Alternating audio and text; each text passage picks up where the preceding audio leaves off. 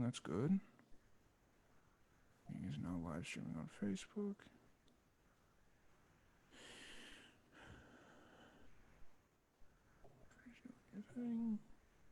Okay, cool.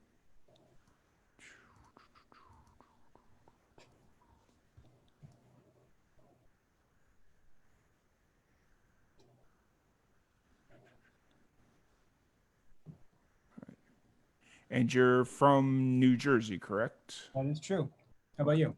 I'm from Chicago, but I live in Waco, Texas right now. Far out. What brought So, you there? Work? yeah, pretty much. And the fact that once I left to go to school, I lived in essentially the same area for almost 22 years, and I was just like, you know what?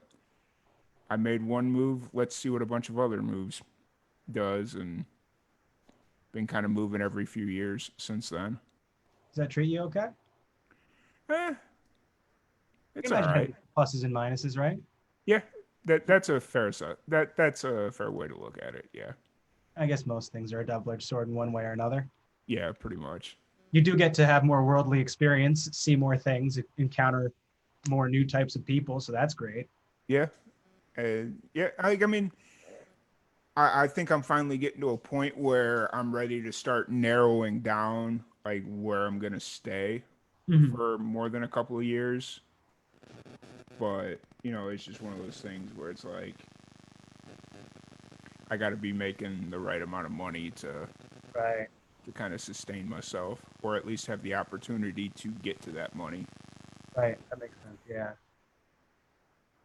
Is there like a kind of place that you like envision yourself ending up? Like You you more know, of a city guy or what? I was thinking about that the other day. Yeah. Like, I mean, I think Texas wouldn't be the worst place in the world, Mm. except I'd probably want to go further south, like towards like the Gulf and be closer to the water a little bit. Oh, that sounds great. Yeah. But also envisioned myself doing something like being somewhere like San Diego, Vegas, or Nashville. Like, I Those are don't all know. towns. Yeah. Nashville is always kind of like that weird one where it's like, oh, that kind of comes out of left field, but for live and amplified, it makes all the sense in the Sure. world. Yeah, no, absolutely. Nashville's like, they say it's the country music capital, but honestly, music in general is lives in Nashville. Yeah, So like if you're into music and you're into, you know, uh, if you're into that at all, or even into tangentially music, are you a musician yourself? no, I'm not. No, No, just a fan. just the live and amplified fan. I guess you can call me a fan, but just like doing the live and amplified stuff, it's I'm in the music business, but I don't like if you were to sit here and quiz me on like my knowledge of the music business, Uh-huh. I would probably fail miserably. I feel But yeah, yeah. but I enjoy music. I don't That's play really what I music. meant is Yeah, you were an impassioned music listener. yeah, absolutely. Yeah. What kind of music do you usually listen to? Oh, I listen to a little bit of everything. Like I've gone through phases. Like in grade school, it was a lot of classic rock, like Styx, Queen, Jethro Tull, that type of music. Yeah. And then I went through like a very severe hip hop phase, and I went through a country phase, and then I went through like a metal phase. Oh, it's even everywhere. Yeah, and so like now it's a lot of. Actually, I've been reverting back to like '90s punk music, Oh like yeah. just like random '90s punk music. When you say So punk, you mean like pop punk or like a little bit of both. Like I mean, I could probably name more pop punk music than I could just punk, like actual punk. But I listen to it all. mm, And so like from there, like now, so it's like I'm getting back into kind of a punk thing, but I also enjoy listening to bluegrass and reggae. oh yeah, man, that's So great. Yeah. yeah, so I'm all over the map right now. That's great, dude. And if I stay in Central Texas too much longer, it's going to be red dirt country. So Far out, man. Far out. yeah. But so if you are ready, we will go ahead and jump into it. Yeah, man, I'm ready when you are. Okay, cool. Are you currently in New Jersey or where are you at currently? I am. I'm in New Jersey. Okay, cool. Awesome. All right, let me make sure we're rolling. Yep, good, good, good. All right. All right. Alrighty, we'll get it going. Welcome, everybody, to another live and amplified livecast. I'm your host, Tom Quiet, and we are back at it again with another amazing podcast. Today, we have a very special guest. We have Will Wood with us. How's it going today, Will? It's going well, man. How about you? Doing pretty good. It's just been a warm day, and Texas. We've got the whole COVID situation just Mm, kind of tearing us down all around. So it's like, all right, I'm gonna stay in today. I'm not gonna go even deal with this shit. pretty rough in Texas right now. Yeah. Yeah. Sorry. So first off, before we go too deep, I want to thank you so much for jumping on the podcast. I Oh, really you're appreciate happy. you. Really appreciate you coming on. How are things going out in New Jersey? How are things looking? COVID wise, or just in general? Both. Let's go with both. Cool. Yeah. COVID wise, you know, honestly, I haven't had to adjust much. I've always been a bit of a homebody, and social distancing is just a personality trait for me. Mm, Um, so I haven't had to do much, but I've got a friend who just came down with that. I have another friend who had it, and so it's still kind of spooky because when it first hit the States, New Jersey became like a real epicenter. It's mm, finally started to go down a little bit, but then when the governor opened up the economy again, everybody, stormed the streets, and you go around, people are just like going out to eat and just like spitting in each other's mouths, and you know, so it's a little bit spooky again, ebbs and flows. But overall, it's I'm lucky enough to be able to live in one of the areas in New Jersey that nobody would think of as being New Jersey. Because most people, they think New Jersey and they just think of a tangle of highways and yeah. roundabouts and turnarounds and bridges and tunnels and uh, gas stations and garbage. Yeah. And but there is a part of New Jersey that is not well known, partially because nobody lives here. Um, but in the northwest corner of New Jersey, just where it's pretty much Pennsylvania, there is this beautiful, beautiful area that is just the most gorgeous woods. Um, just it's just beautiful out here, and I'm lucky enough to be able to live in a place that is just like kind of like my dream world over here. Mm. So I count myself pretty lucky. Also far away from the virus because there's like 6 people in this town. So but things are going pretty well. That's good. That's good. You live in Waco?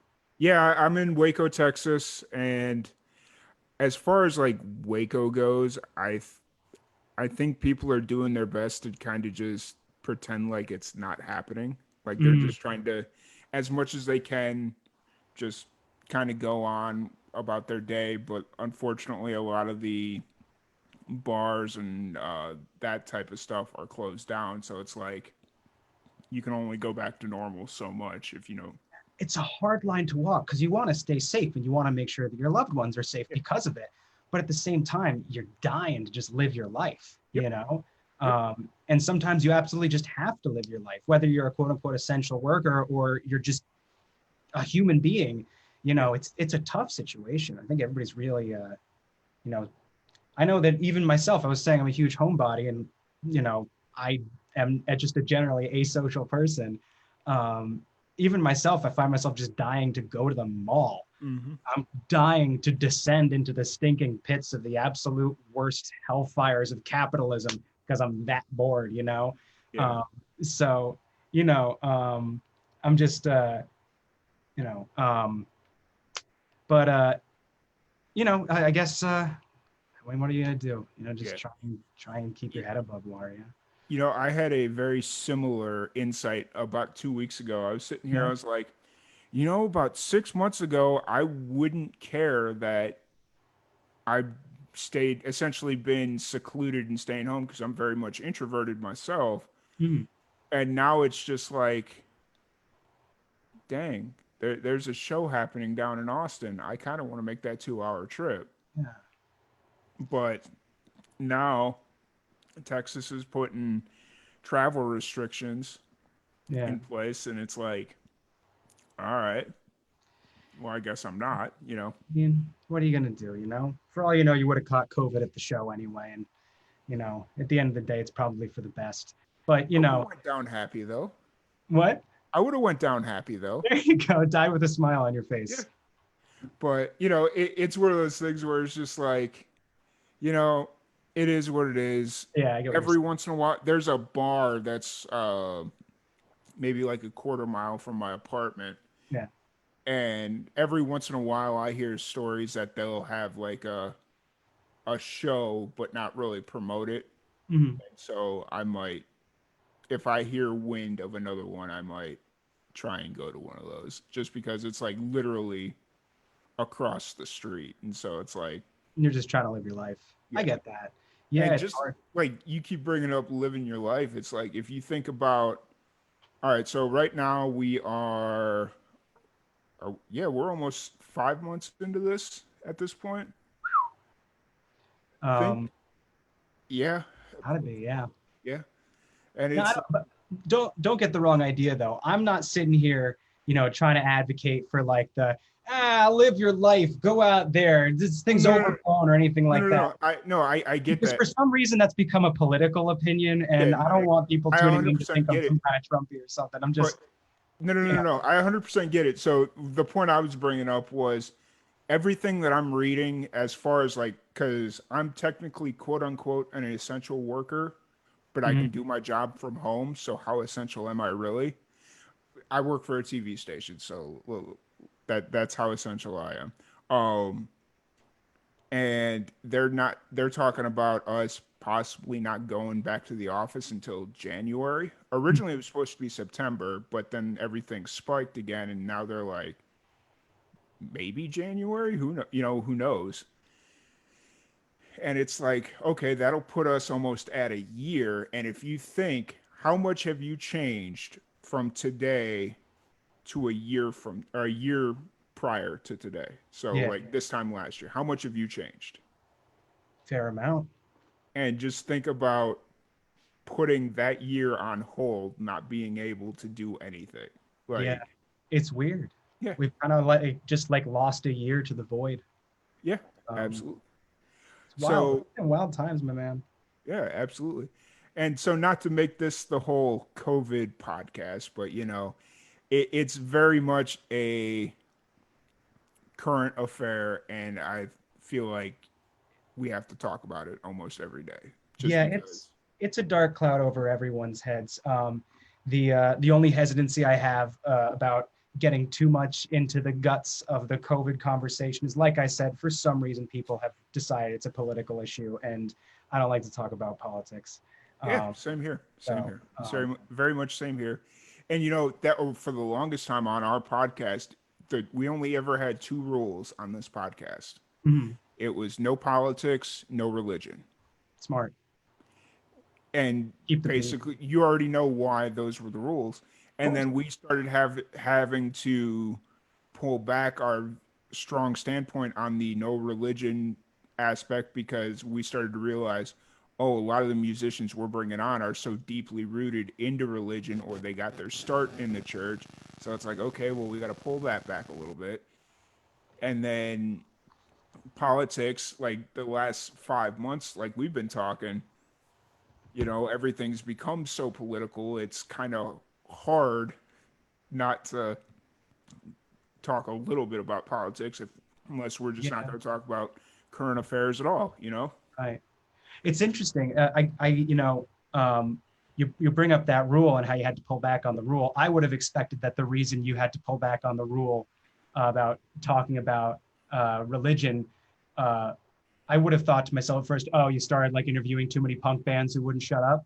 But then, for you to say like it was actually you started talking to a lot of people who can't come from a really religious place in their work. I think that's really interesting. It's such a, you know, I don't know, man. I guess I come from a scene that is so, I come out of a scene and I started up in a scene where if you told people that you were religious, it, you stay away from that, Yeah. so, you know, just like bashing Christianity was just like, well, that's just conversation. Yeah, And so it's interesting how many different types of people out there really all engage with music in yeah, all the different genres, and how many people connect, how many different types of people can connect with music in the same deep sort of way. Because whether you're um, you know a believer, whether you are a person of faith, or you're one of these crazed, you know anti-religious types, um, you're still you know it still comes back to it being about the music. you know am I making sense? I feel like I'm yeah. bad. No, no, you're making perfect sense. And I mean, that's not to say that we still don't have that rule, because we're not going to just sit here and let anybody come on and say, hey, you need to come hang out with me at the Have you heard first, the good news?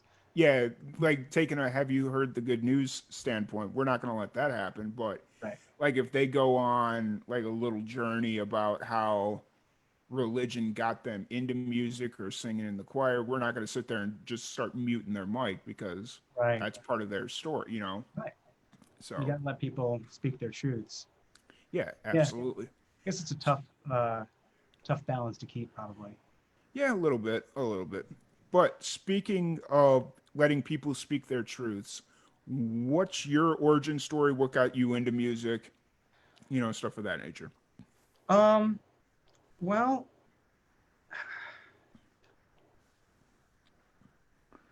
I'm sorry. It's one of those things where I've been asked this question, so many times, because that's the first question you get asked. And um, and and I've never liked answering it, because I think I'm just really afraid that I might just be boring. Okay. I think, there's like this part of me that has this urge to come up with some ridiculous story. Um, and I've done that a number of times. I've developed a little bit of a reputation for just making stuff up in interviews, if for no other reason than to just hopefully sell more records, Yeah. because there's a little bit of a more fun story to it. And then when I found, maybe that's a little bit too far. I won't make stuff up anymore. I won't tell half the world that I have a daughter that doesn't exist.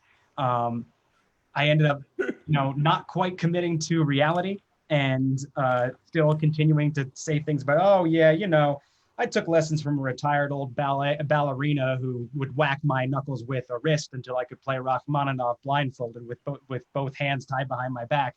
You know, like, um, Those like it, sound like those are some old school Midwest stories that my parents used to say. yeah, Like back in my day, yeah, we used to go to school walking uphill both ways with snow up to our eye, yeah. that sort of scenario. Yeah, But when it comes down to it, I have this urge to try and give you some fascinating origin story, but the reality of how I got into music is just, I think it's, I mean, maybe I'm judging myself by like Josh Tillman and Tom Waits standards, mhm. and I'm expecting some grandiose story. Like, if I'm going to be a legitimate singer-songwriter, I got to have some.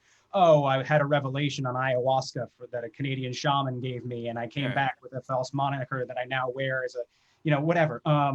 Or I was born in a taxi cab in 1947, and um, like maybe there's like a weird singer songwriter insecurity there. yeah. um or maybe it really is as banal as I'm afraid it was as it is. I guess my backstory is that I was a can I cuss? Yeah, Is go it for it. Go for it. I was a fucked up kid with some real fucking issues. Yeah. And the most effective way, at the time at least, I found uh, to no, I'd say still the most effective way. I don't know. I can never tell when I'm lying to myself, or to someone else. That's not true. Or maybe, I guess maybe it is, because I just said that. Um, I lost my own train of thought Oh, you're by good. through my self-deprecation. I just derailed my own train of thought. Um, I should hire a new conductor. What was it that I was saying? Um, I was a You're, fucked up kid, and yeah. I used music to cope. Okay. Fair Yeah. enough. Isn't it interesting that I could have just said that right off the bat instead of going on that huge series of tangents through No, the it was perfect. It labyrinthine? was, you know what though? You were talking about wishing or how you like to make up like alternative realities about how you got into music. I'm Mm, sure there's a way to do that. Like, as far as like as long as you keep it consistent and then you become known as that guy that's like playing a character anytime you hit the stage. mhm. So it's like on stage, you're Will Wood, the guy that got or brought into music because he was raised by an abusive nun that wouldn't let him, like Yeah, whatever the random scenario is, or you were abandoned on this, like coming up whatever the scenario is, and that just kind of becomes a part of your act. And then I don't know. I'm sure there's a way you could do it. well, I have. I've always been attracted to that kind of thing. I've always found David Bowie to be a fascinating character. I bring up Tom Waits again. All these big uh, these legendary singer songwriters with these large than life personas. Um, I've always really found the whole thing fascinating, and I think I watched. I think I was too enthralled by Jim Carrey and Man on the Moon too many times, and uh, maybe watched a little bit too much Eric Andre as well. So I definitely had a period of my career where I was very much committing to this idea of playing a character, um, but I would end up playing this character that um, oh, I didn't know where I ended and the character began. Mm. And I think there's always an element of that to being a performer. There's always going to be this strange in between space of, is this me? Is this really me? Is this Will Wood? That kind of thing. Um, I think I think that's just part of being on stage, part of being public. I mean, I guess everybody has it, you know, um, because we're all someone different alone than we are in front of other people. And you're a different person in front of your parents than you are in front of your girlfriend. You're a different person in front of your brother than you are in front of your uh, accountant. You're a different person in front of your girlfriend than you are in front of your dog, hopefully. Um, and there's it's identity and the idea of a singular self, a cohesive singular object that resides within, I think is more a construct of language and social mechanics than it is a uh, it's an element of human nature. I think that we connect dots between um, memories and habits, and we just tie them to our conscious awareness in the moment and go, yes, this is me. When in reality, all of your cells are being replaced every few fucking days. And where you end and where your life begins, where the separation between you and your instrument, between you and your loved ones, between you and what you do, who you are and what you do, it's malleable. It's always in flux. And so the wow, where am I going with this? I guess what I'm saying is playing a character is a hard thing to define, Mm. and I've spent a lot of time trying to find the character that I could commit to, but then I discovered that any character that I was able to commit to uh, was the same as the person who I was when I'm not in character. That's not to say I had the same traits, but Yeah. rather it was the same unreal. It was Yeah. the same illusion, Yeah. just in a different mask. And so I don't really practice playing a character anymore, but I I do experiment. I have to. Yeah. You know, consciously alter my presentation, at times my mannerisms, in order to um, get the most out of a performance or relationship with an audience. And sometimes it's not conscious. As a matter of fact, I'd say for the most part, it's instinctual. It kind of takes over. You hit the stage, and whether you want to or not, somebody new comes out. And Once again, I have no idea where I was going with that. Oh, it's all good. It's all good. I flat Oh, my brain on too much acid, so you know, I, in case you couldn't tell, but you uh, know, yeah, so no, it's all good. Um, do you remember what was the first album you listened to that really spoke to you musically? That was like, okay, this is something that I fuck with. This is something that I want to pursue. Do you remember, was there a specific album or maybe just a specific song? you know, I look as far back as I can in my memory to like my childhood, my relatively early childhood, and I remember uh, my mom's copy of Abbey Road on cassette, and um, I remember having Camille Saint-Saëns, if that's how the name is pronounced. I might be butchering it. Carnival of the Animals on cassette. Um, and I remember hearing uh, Les Mis on cassette. And I remember really those really being very compelling to me, particularly with particular songs sticking out.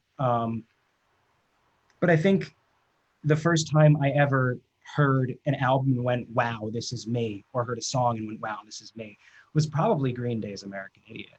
Okay. I was what 12 or 13 when that thing came out, and I was of the generation that that album really captured somehow really captured the zeitgeist stuff. I mean, I guess that's just post 9/11 America. A lot of people, we all changed very quickly after that, um, and our culture changed immensely after that. And I think that there was a lot of anger and fear, and a lot of that anger and fear, um, you know, I guess Billy Joe Armstrong sensed it himself and felt it himself and channeled it through his songwriting in a way where even young people could go, yes, this is me as well. And so I adore that record. I like to the people who are particularly familiar with my music, like they'll know that a lot of my stuff is pretty out there, a little what's the word looking for? A little left of field. Is that the phrase? Uh, Left of center. Um, it's weird and to some people inaccessible. And so I like to watch people's heads explode when I tell them my biggest influence is Green Day. Yeah. Um, I love that stuff. I think Billy Joe Armstrong has one of the strongest melodic instincts of the last 50 years. Um, but I'm not, musically, of course, they're not my biggest influence, but Yeah. certainly I think that was probably the first record. I think that probably is my answer is probably American Idiot. Okay. And I mean that's not as crazy as somebody coming in and saying like Miley Cyrus or just something like really random left field like that, you It's know. it's it's funny you bring that up because when I went out and bought American Idiot, that was the first album that I bought. But I also bought it alongside Black Eyed Peas, Ella Funk, and Gwen Stefani's Love Angel Music Baby. So Okay. there's still a little bit of that going on there too. It happens. I was just as you were talking about that getting introduced to American Idiot and like all that stuff.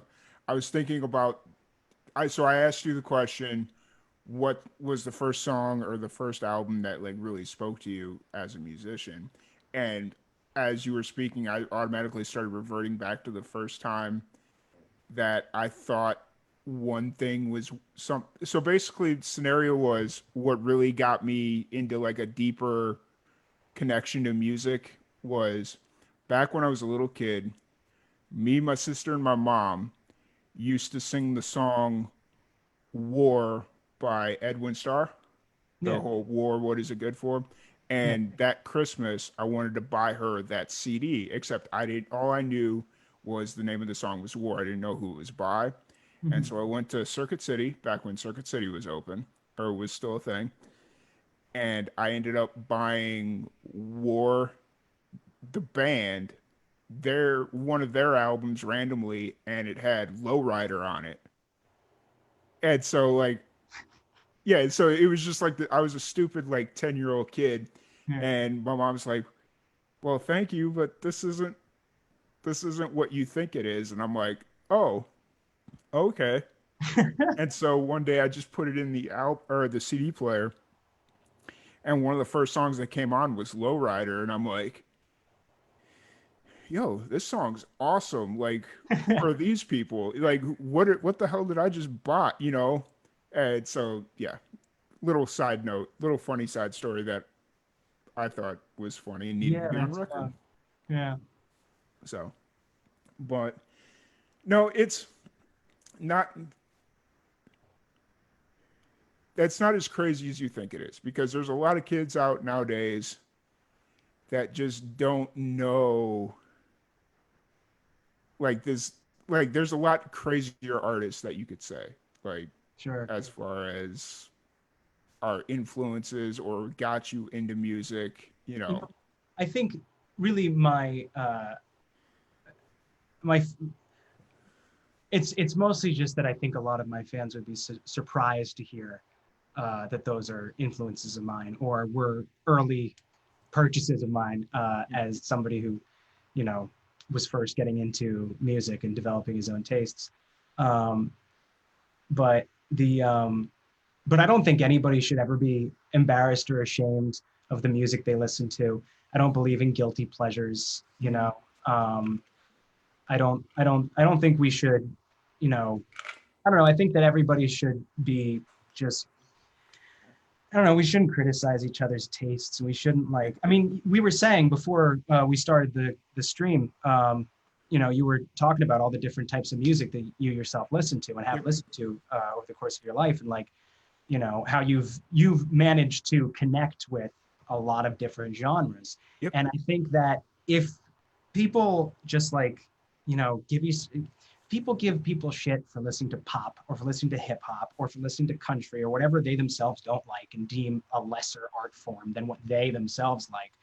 It just causes people to stay in their lane, so to speak, and never branch out and open their minds to new types of music, which not only limits themselves as an individual with their life experience, but then limits their ability, if they themselves want to be musicians, to express in ways that are new.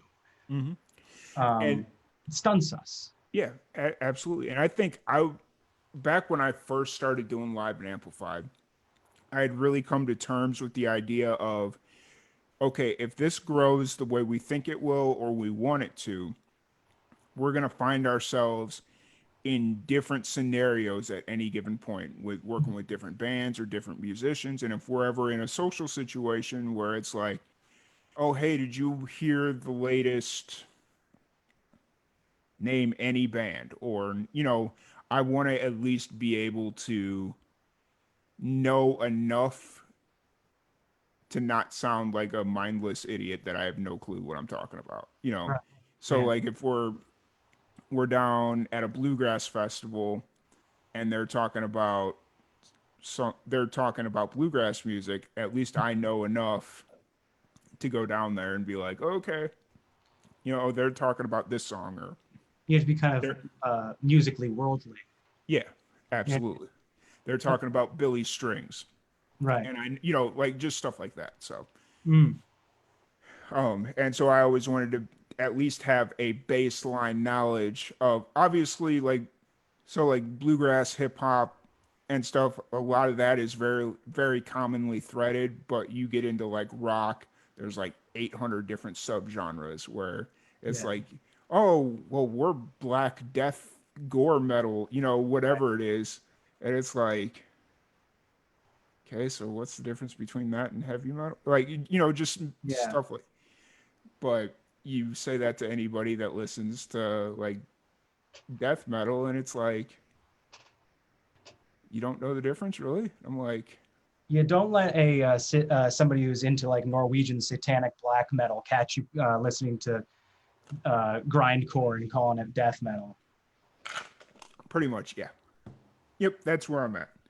But Mm. you know, it just like being able to kind of be in any situation to kind of defend myself or BS my way through the conversation is where I like Right. to be. Yeah. Well, you get to But be involved, and yeah, if you spend a lot of time talking to musicians about music, then um, it's good to be as experienced in all the different types of music that are out there as possible. yeah, That's commendable, man. absolutely. So you just released a new album in July, beginning of July.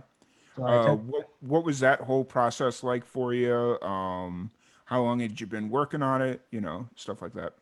Um, a lot of people, they ask me how long the process is, and or was, and it's always hard for me to answer that because it really depends on what you consider to be the process.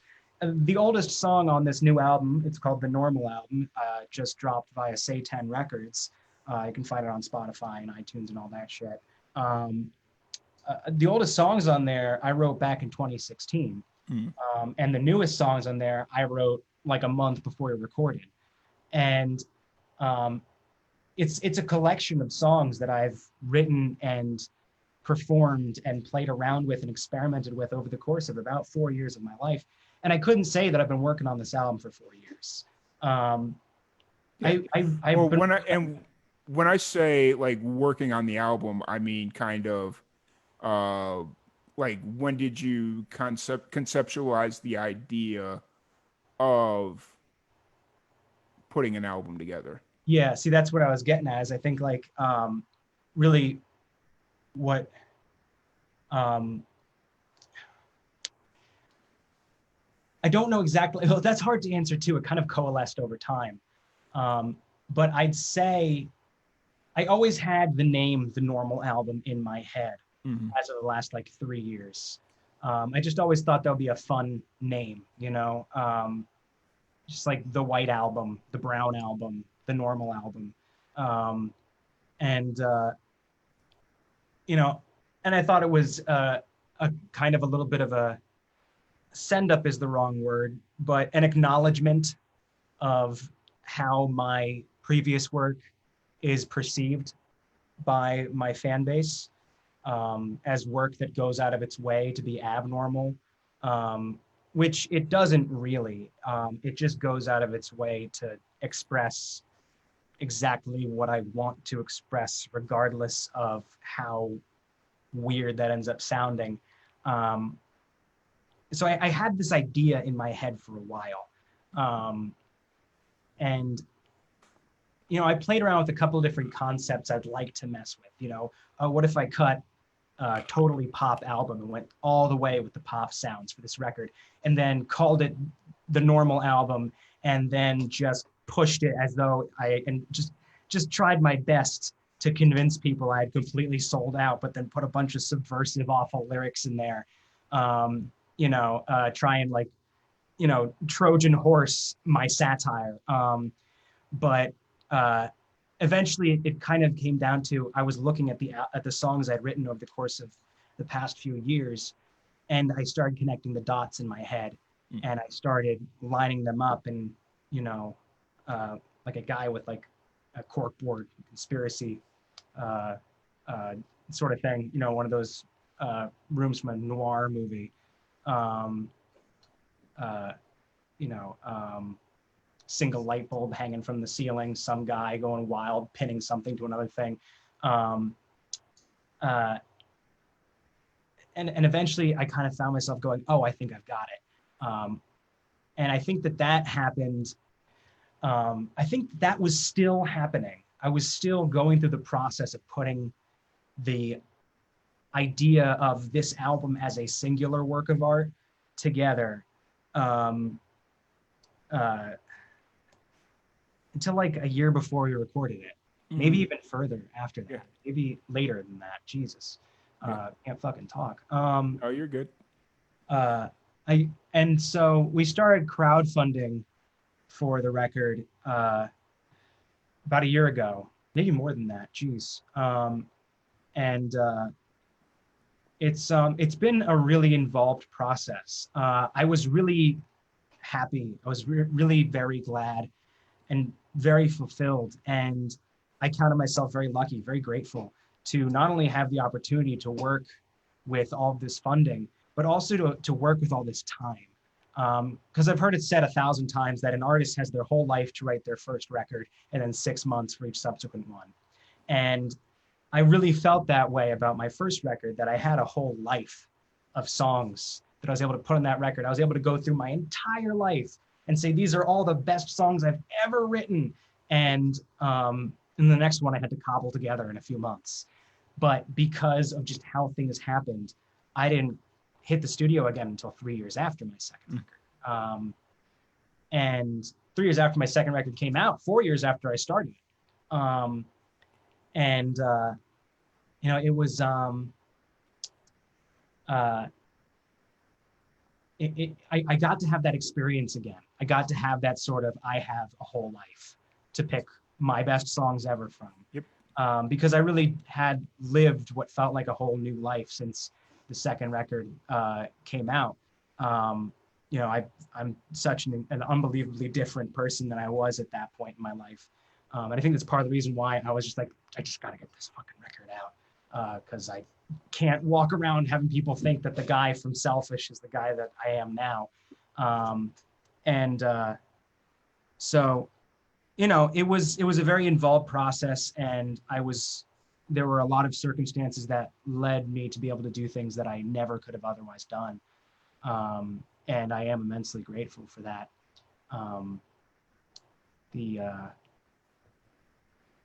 Yeah.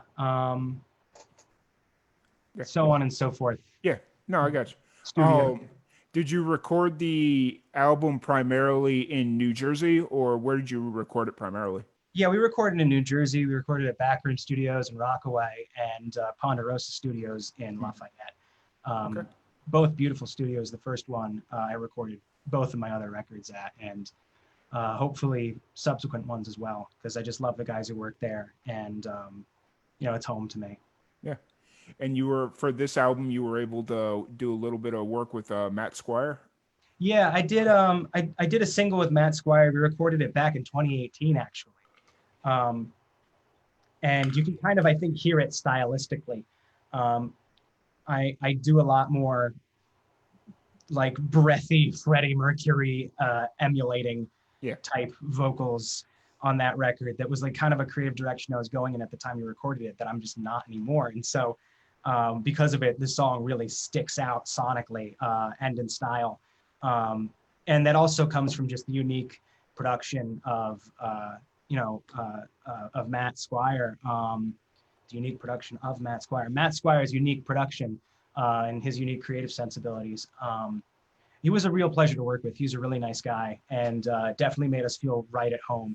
We went in there expecting, me and the band, we went in there expecting like hot shot music studio with some dude in a suit breathing down our necks. But no, it was a barn.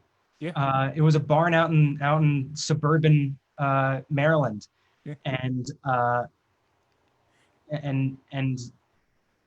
he It was perfect for what you needed. yeah, it was and it was really homey. It was very comfortable, and it was a really cool experience. Nice. And I hope I get the chance to work with him again. Yeah. That sounds, that's really awesome. Like, I'm still relatively new to the whole recording process as far as like how bands go about it, but like being able to bring in like guest producers and stuff like that, that's really cool and makes a lot of sense. So, were you originally, what song was it that Matt and you worked on together specifically? We did a track called "Love Me Normally." Okay. Was the original idea for that to be its own standalone single, or was it just you had an opportunity to work with him and it was like, Um, it was intended to be its own single, mhm, and it was later released as its own single. But um, it all right. So at the time, I had this idea in my head that I was gonna play the game, um, the music industry game. mhm, Um, I had a manager, I had a lawyer, um, you know, we were seeking an agent, and we were looking at contracts, and we had this producer, uh, and this manager was like, "Hey, I can get you in the room with this, huge multi-platinum producer," which was very exciting. Um, and and of course, I took that opportunity. And I'm so glad that I did. I had a great experience, and the song turned out great. But or at least Matt Squire sounded great. Yeah, no, Will, God forbid that you express satisfaction with your own work. The song sounds great. But uh, once again, I've destroyed my train of thought through self-deprecation. No, I managed to beat myself up and then win the fight. What was it? Uh, Come on, come back, thought. you were talking Keep on. about What? how you're playing the game, Thank and you. that Thank you. you were having a lawyer that got you in the room with Matt Squire. I had the manager get me in the room with Matt Squire, yeah, Okay. and then I had to hire a lawyer, and there was all this money being thrown around, and these contracts being thrown around, and talk of points and back ends and front ends, and who fucking it. Yeah. It was this weird moment in my life where I was really just leaning into the grandiosity uh, that is, hard to separate from pursuing a career in the Hmm. arts. Yeah. Um, but uh, I started to develop this delusion in my head that I would play the game, and if I played the game, I would make it to the top, despite the fact that I knew in my heart of hearts that anybody who sets you aside and says, you're my favorite client, you're the most talented guy on my roster. Hmm. I believe in you. I think we can really make something here. You want to see your name in lights, kid? Stick with me. You got spunk. You got moxie. Yeah. You know, Yeah. You can't, because there's no game for me to play. I Yeah. am the game that they're playing. And no matter how friendly they are or how nice they genuinely are as a person and how well intended they might actually be, Yeah. you start playing the game, you start having to deal with athletes, Yep. and these people know what they're doing. Yep.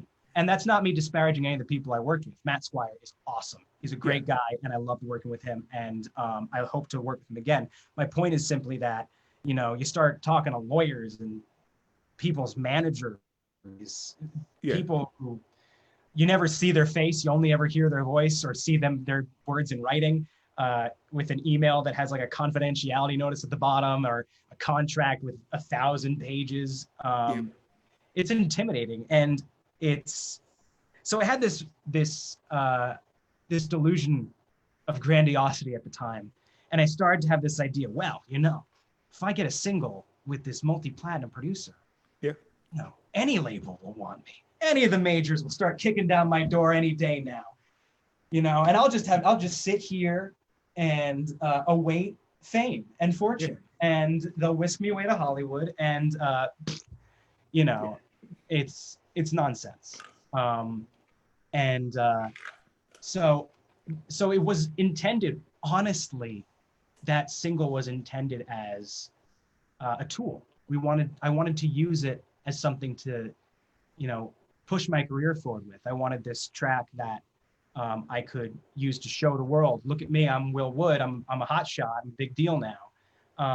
And I'm glad that those feelings went into that song, because I think that song then captures that fish out of water experience that I had, that in over my head, treading water, other water metaphors. That experience I had where I was really trying to be something that I wasn't, Yeah. and trying to play this game that was not for me. Yeah. Um, and I think you can kind of hear it in my performance there, that I'm taking on this grandiose, over the top caricature of myself with this, these Freddie Mercury style trills and sighs, and and it's I think it does a good job capturing, therefore, a lot of the tone of the album, that tongue-in-cheek reappropriation of the hallmarks of genres that are now considered to be dead, unpopular, or ridiculous. Uh, you know, um, uh, because we did this sort of like 50s nostalgia by way of 80s nostalgia sound to it. Mm. Um, and then and then I kind of got into the vocal booth and made fun of myself. And so you know, the but to answer your question finally, Okay. No, we you're did good. intend it as a single, yeah. Okay. And we had big ideas for how we were going to use it as a single. Hmm. But eventually, it came down to I can't sit around waiting to have somebody knock on my door and Yeah. offer me a 360 deal or whatever they talk about in the music industry. I can't sit around just assuming that now that I've got good credits associated with me, that now I'm going to be some hot shot. Yeah. I can't expect the world to come to me, and I'm You not got cut to out still, for that. you still got to get out there and do the legwork and Right. get And code. when I had these professionals I was working with, once again, not Matt Squire, I'm not naming any names. There have been a few people who have caused trouble for me. That's the music industry. That happens. Yeah. Um, the only reason I bring that up is because I don't want there to ever be anybody hearing this and thinking that I'm talking about the people who I genuinely, truly Yeah. have enjoyed and benefited from working with. Yeah. I Matt Squire's awesome. yeah. I just say that because what am I going to do? I'm going to sit here and pretend that am I going to sit here and act like the music industry isn't full of vultures? Of course Yeah. there are. Of course there's Well, vultures. that The that's vultures say it too. yeah, Um, absolutely. That's the one thing that drives me nuts about the music industry nowadays because I had this brush, like you. I'm not going to name any names, mainly because I can't remember half of the names because they pissed me off so much. I just forgot about them. yeah. But I was in this situation where I was following a band around. They were going on a tour. They Mhm. were a punk band and they were going on tour. And so we had this idea of doing a documentary series called Tour, or about touring, like independent bands touring and that sort of deal. And so my dad was the financial backer for this project. And he was like, okay, but if you're going to do it, I want people to sign agreements, contracts, all that stuff. And I was like, what? People's word isn't good enough anymore? And he's like, no. Unfortunately, in this world, nobody's word is good, is it? Nobody's word is good anymore. You And know, I'm like, well, that sucks because anytime I say I'm going to do something, I do it. But if I can't trust that these people aren't going to do what they say they're going to do, why do I want to even work with them? And it's like, I'm not saying that they're not going to do what you want to do or what they say they're going to do. I'm just saying we need to have it in writing. yeah. And so just to kind of spite him, I drafted up a contract called the handshake agreement form Uh-huh. because apparently nobody's word means shit anymore. So it was like the title and then like a subtitle, and then all the legalese bullshit. They signed it, and what would happen during this? One of the band members would quit mid tour, and then about a week after the tour, he messaged me on Facebook and was like, "Hey, if you put me in that documentary, my dad said he would take you to court." And I'm like, "I have a form right here that says you gave me permission." And he's like, "Yeah, but we could still fight it." And I'm like, "All right, well, I'm not going to deal with all this bullshit because I don't got the money to be dealing with a high priced LA attorney. So, whatever. That's obnoxious. Yeah, But it's funny. I spoke to this licensing and publishing guy once, yeah, and he kept saying, like he said it like 80 times over the course of this conversation. A verbal agree- a verbal agreement is as good as the paper it's written on. And it's disheartening hmm, that one has to be so cynical in order to get by in the industry. yeah, But you gotta be so careful because there really are there are people out there like this guy that you worked with. you know, um, yeah, people's word doesn't mean shit. I don't know if it ever did. You say doesn't mean shit anymore. I don't know. I don't know if I believe it ever did. But No, I mean, because I grew up very much like I grew up on the south side of Chicago, uh, and this was maybe just people hanging out on the street or hanging out on the schoolyard or hanging out wherever. If you said you were going to do something and you didn't do it, oh, you're just a bitch, is right, essentially what you got labeled. right. And so I grew up in an environment where there's only two things that I have complete control of, or that I own: my Mhm. word and my balls, and I'm not going to break them for anyone. A little Scarface reference for you. Right And so on. that was very much how it was growing up in the south side of Chicago. So I parlay that into everything that I do. And unfortunately, not a lot of people will take or the apparently my word or nobody's word means shit anymore. So Yeah. yeah, Um, that's part of the game, I guess. It's just what yeah. it comes down to. But But another side tangent to go down and to kind of digest. um, I but yeah, uh, the idea um, that I was working with all of these professionals, Hmm. and a lot of them were telling me, you gotta wait. You gotta wait until the right time to put out this single. You Yep. gotta wait until you got a major label back in it. You gotta wait. And a year passed, and my career stagnated. I mean, like you can see it on analytical graphs of my fucking merch sales, Hmm. the way my career stagnated during that time. Um, and um, and I couldn't take it anymore. My career stagnated, my income stagnated, um, and I, as an individual, became stagnant.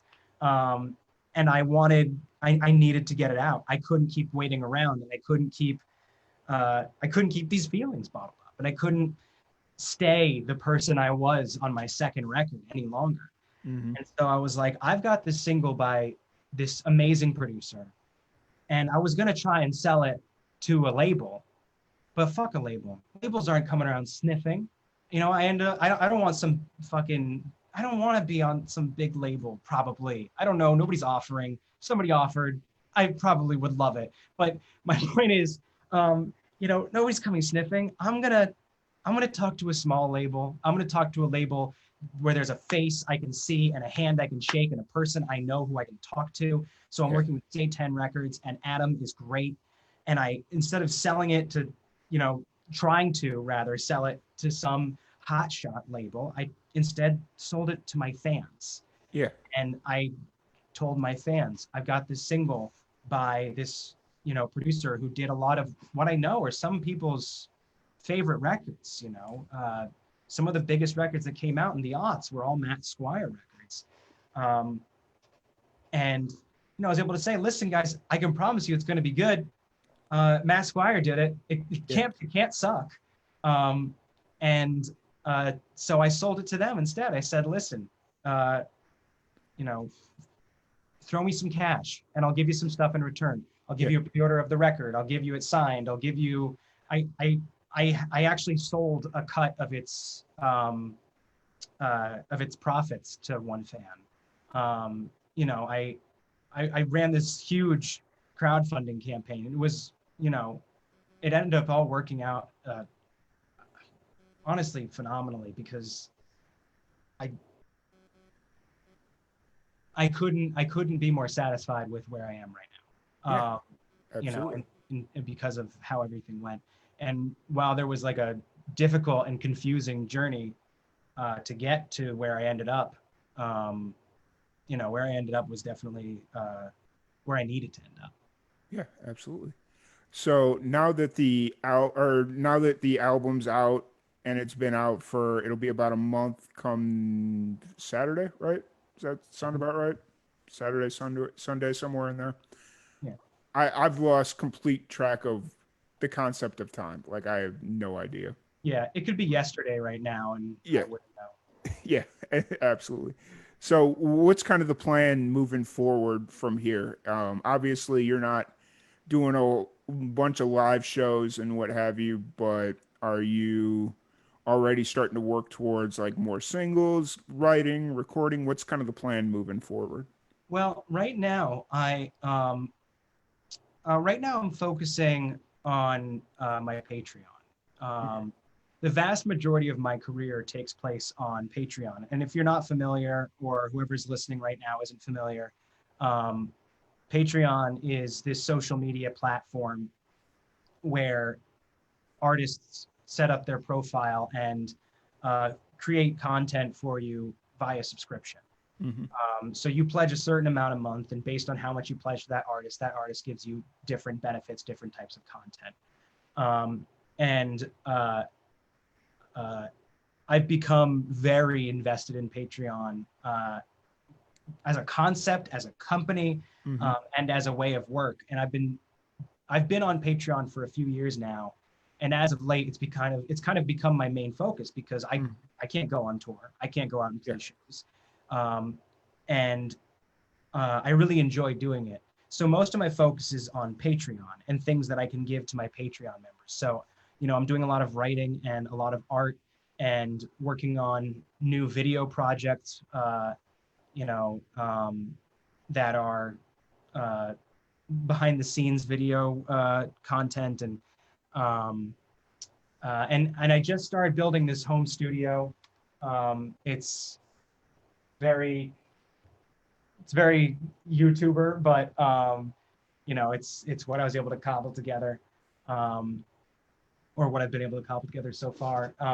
you say it's very YouTuber. It looks very Does Twitch it? live streamer. Yeah, more Twitch. I don't know. I've never been on Twitch before. It, Um, yeah, that's kind of what that's kind of the background that like Twitch video game streamers use is they put the soundboard up and they try and make some kind of unique design with it. oh, Yeah. geez. So Um, I well, I so here you're heavily invested in Patreon as a company, as a platform. I love Um Patreon. I love working with Patreon. I love the people at Patreon. Um, and I love being a Patreon creator. And so I've been focusing on that a lot. It allows me the freedom to experiment with new types of self-expression, new art forms. I do a zine, a monthly like art and writing zine um, called The Prescription, where it's art, it's graphic design and prose, and I send that out to members, and um, I give them music ahead of time. And building this home studio, I'm going to start working on demos that I can show Patreon members too. that's Uh, awesome. yeah, and the hope is to be able to, really, because of COVID, I have to be working from home. I have to be focusing all my work on the internet.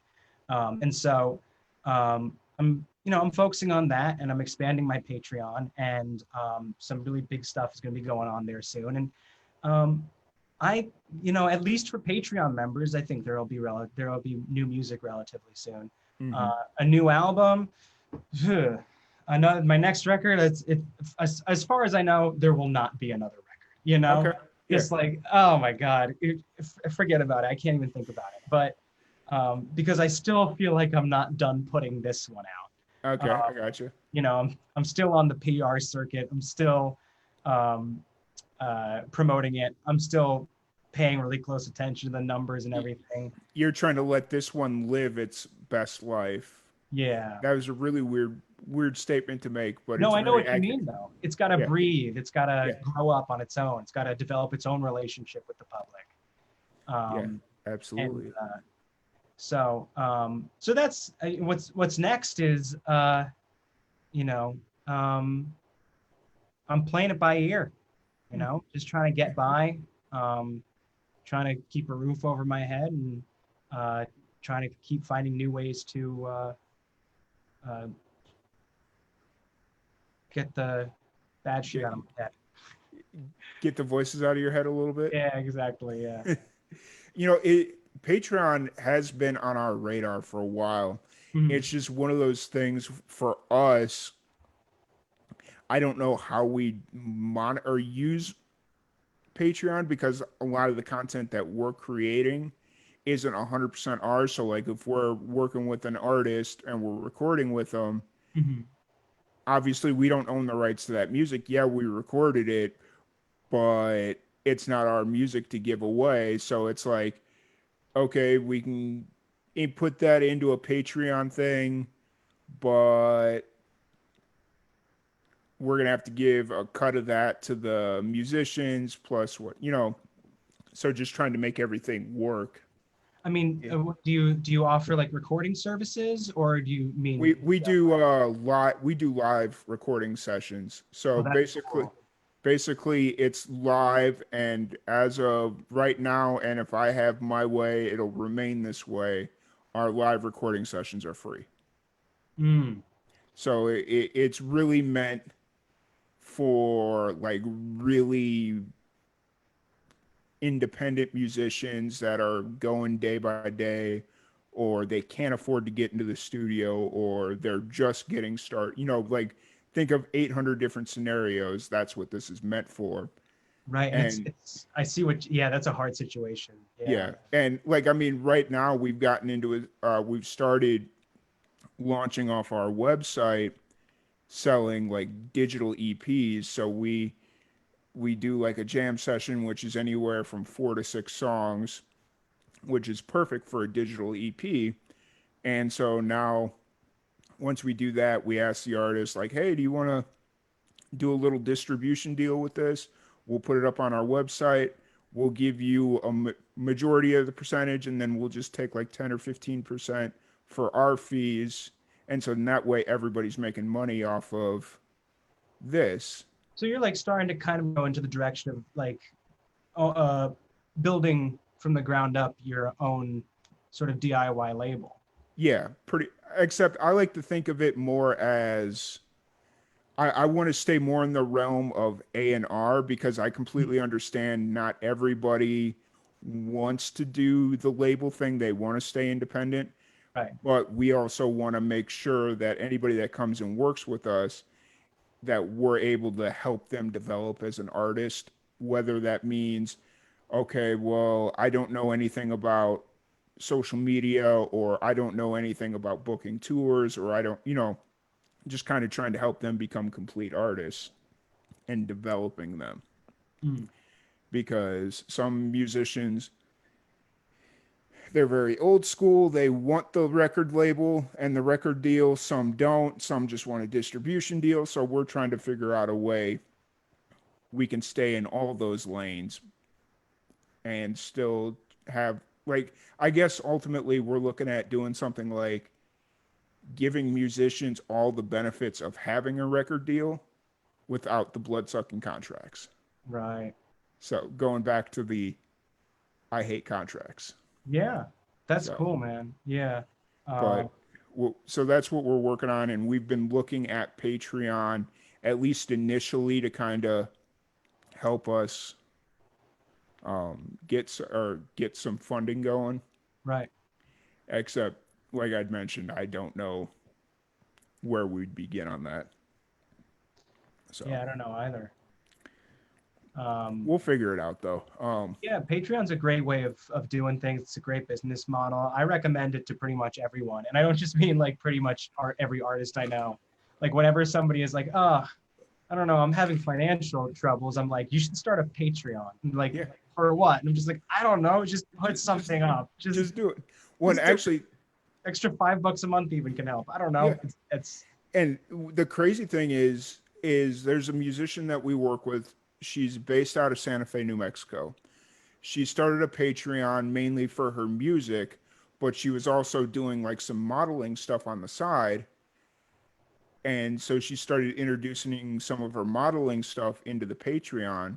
hmm, And now, like within especially during COVID, over the last 3 months, I want to say, she's almost tripled her Patreon subscribers. yeah. So like she started off just doing mainly music. And then over the last month, she started slowly introducing some of her modeling stuff. And it's like tripled in the matter of 3 months. It's like, holy crap. And she went from making like $200 a month to now she makes like 7 or 8. Like Wow. depending on, Some serious growth. yeah. Wow. And it's just like, dang, like that $700 or $800 that would save anybody's life. Just that's nothing to sneeze at. Yeah, no, the whole Patreon system works pretty. I essentially make my whole living on Patreon. Yeah. So like it's definitely a system that uh, I really think that a lot of the art world is going to go in that direction. Um, I don't know how many times I can read the same article from a music publication saying, here's how crowdfunding is changing the face of the music industry. And they've Hmm. been doing that since like 2011 or whatever. But it's definitely true. I think that services like Patreon are going to really be a big part of how the arts work in the coming years. Who knows from here on out, because people need to be their own bosses as artists. Hmm. Um, Absolutely.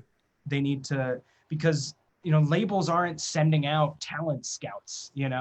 Um, people aren't, these big companies, they don't need to go out looking for talent. They've got 1,000 arms and tendrils spread throughout the upper echelons of society where there's always somebody's sister. And um, And and this thing called Google. right, yeah, and so I mean, what I'm saying is that like people, uh, what they have to be their own talent agent, and they have to be their own manager, and then they have to be their own label, Yeah. and um, you know, uh, sites like Patreon. I know there are some others that work similarly, but mainly Patreon is I think at the forefront of it. Um, of course they are.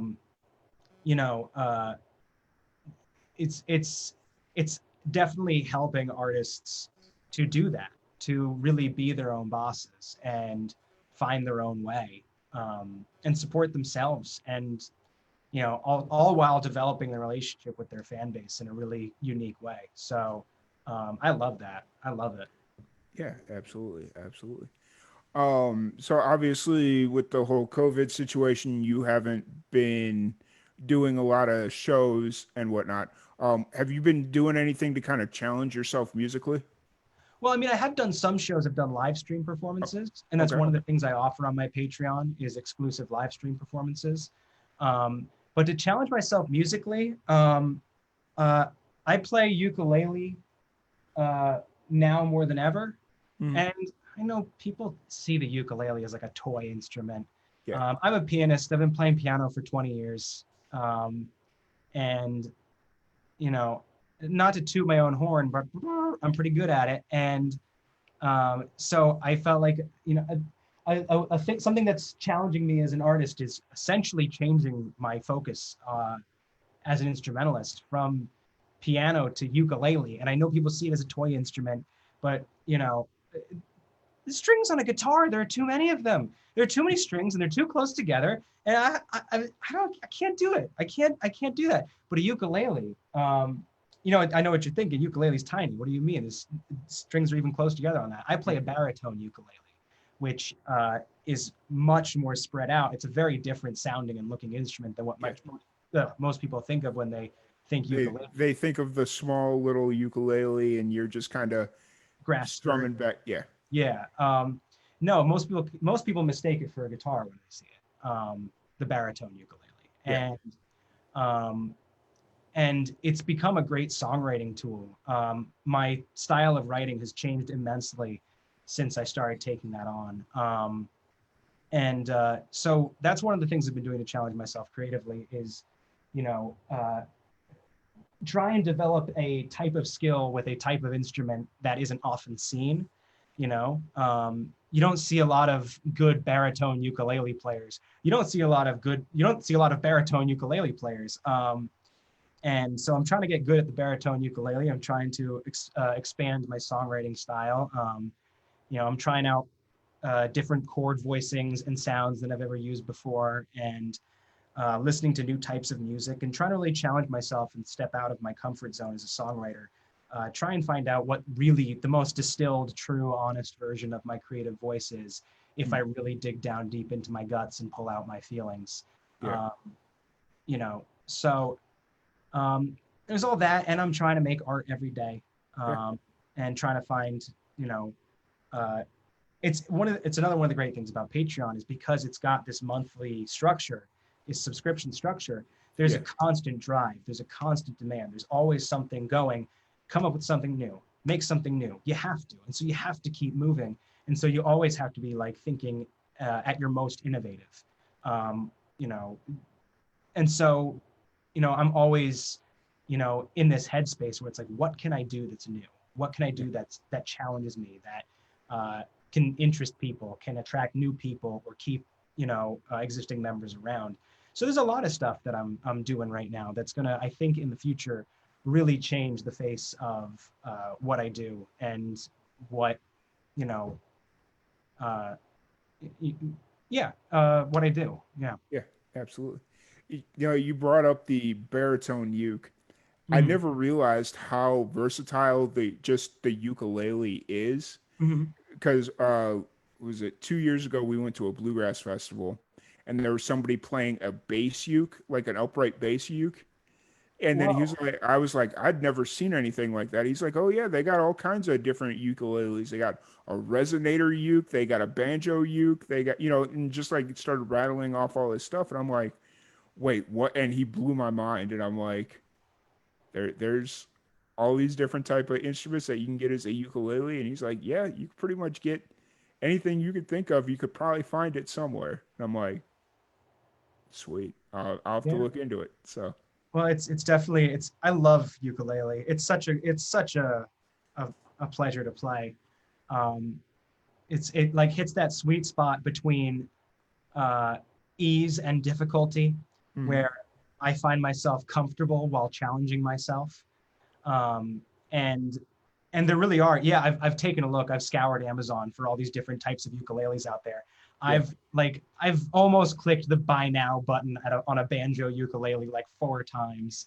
Um, and so yeah, I think you know it is a very easy instrument to become um, uh, relatively proficient with. Yeah. Um, you know, Especially if you're just planning on singing and accompanying yourself. Yeah. Um, and so I think it's because of that that ukulele manufacturers have been down to like try all kinds of crazy stuff, because people who just want to try something new, you know, oh sure, I'll try a bass ukulele, Yeah. Yeah. it won't be that hard to learn probably, Yeah. maybe actually I don't know, maybe bass ukulele is just as hard as regular bass because regular bass also has 4 strings. I don't know. Yeah. Well, and this is like a upright bass ukulele. Oh, So upright. Holy yeah, like an shit. upright bass uke. And so like the guy that was playing it, he was like, "Yeah, this is just so much easier to tour with." Like, cause he used to, but like when we'd go to that festival before, he'd always bring his big old upright bass, and he's like, Huh. "Yeah, this thing's such a pain in the ass to haul around and go Yeah. on planes with." That one day I saw this at Guitar Center or wherever, picked it up, and now it's so much easier to tour. And it's like, yeah, but there's got to be like a little bit of a give and take with the sound, right? He's like, I mean, there is, but you know, what we lose, I gain on not being dead, getting to a show because I got to carry around Yeah. this big ass upright, you know? Yeah. My bassist, he plays this really interesting upright that's just the neck. It's Okay. just the neck and strings. Okay. It's an electric upright, Yeah. but it's built in a way where you get the same sound essentially as an Yeah. acoustic upright, but you can also get the sounds of a fretless bass Yeah. guitar. Um, and you could have all that and have it be like 15, 20 pounds, Yeah. which is really cool. Absolutely. Absolutely. But I don't want to take too much more of your time because I just realized what time it was, and um, what what's kind of obviously the Patreon is where you're focusing. What do you hope people take away from the album that maybe haven't listened to it yet? Um, hard to say. I I hope people they take away from the album.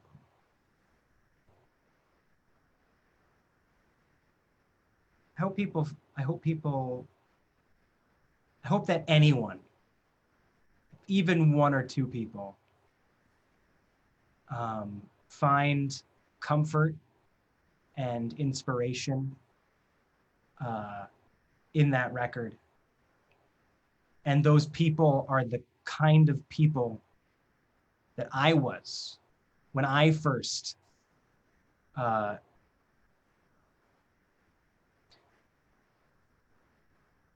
I hope that the people who needed something like this find it.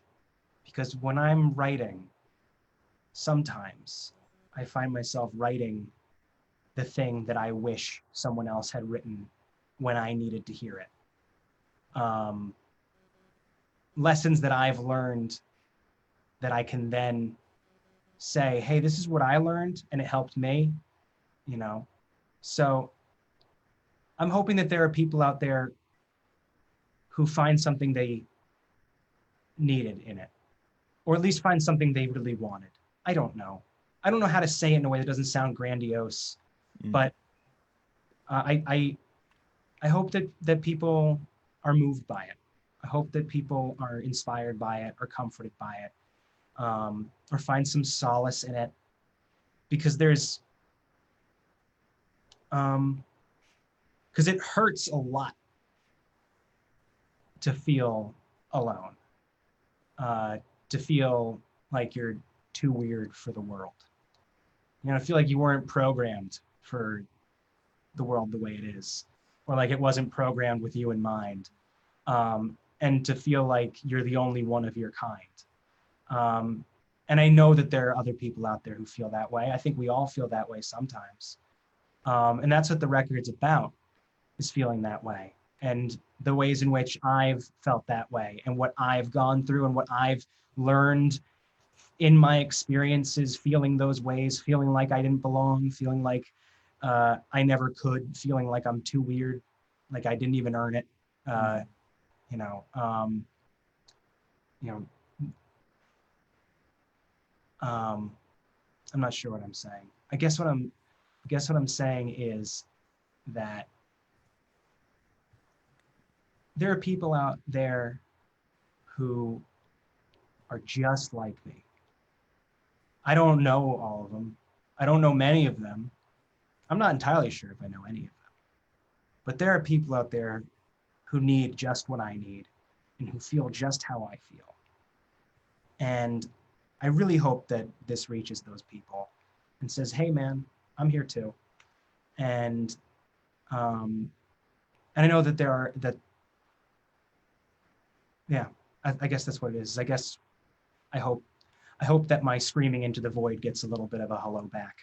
Um, and that listening to this record makes other people who feel just a little bit too weird a little bit better about being as weird as they are, um, learning to accept themselves or whatever.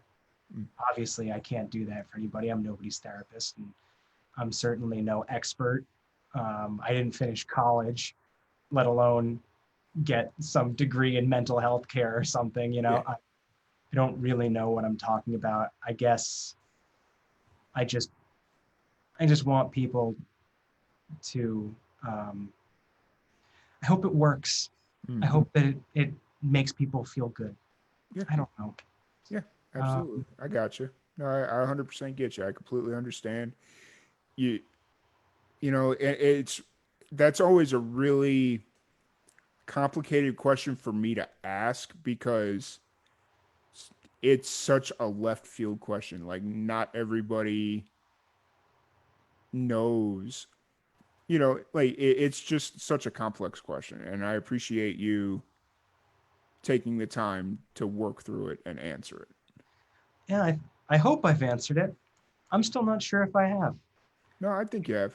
I could I'm, also pontificate for hours about all of the the social commentary positions I fuck around with or explore in on the record. I could say I want people to think about their lives. I don't know. Yeah. I don't know. I want people to be moved in Okay. whatever way, whether it's moved emotionally or moved intellectually or just moved to move. Yeah. You know, um, that's what I hope people get out of it, whatever they need. I got you. That's perfect. That's the perfect way to end it. Cool. Um, so where can everybody find you online? Where can they find your Patreon, the album, all the corporate fun stuff? Um, you can find me on patreon.com/the real Will Wood. Um, that's patreon.com/the real Will Wood. And you don't need to know anything else. It's the only one I care about. Okay. Fuck Facebook, fucking Instagram. I'm not. I've got a social media manager who does the Instagram stuff. I'll let him do the promo of the Instagram and shit. Um, Gotcha. Awesome. That's Will Wood perfect. official on Instagram. Fine. I Okay. think I'm on TikTok too, but I don't even know. Um, but Patreon. Find me on Patreon. Google I me. could I could see you 100% on TikTok doing the random TikTok dances. I think that Uh, would be oh, epic. I deliver me. Save me. I Jesus, got you. my Lord. But Um, I got you. But once again, I want to thank you so much for jumping on the podcast. I really um, appreciate it. Thank you, Thank Tom. everybody for tuning in, and we'll catch you guys later. Thanks, man. Have a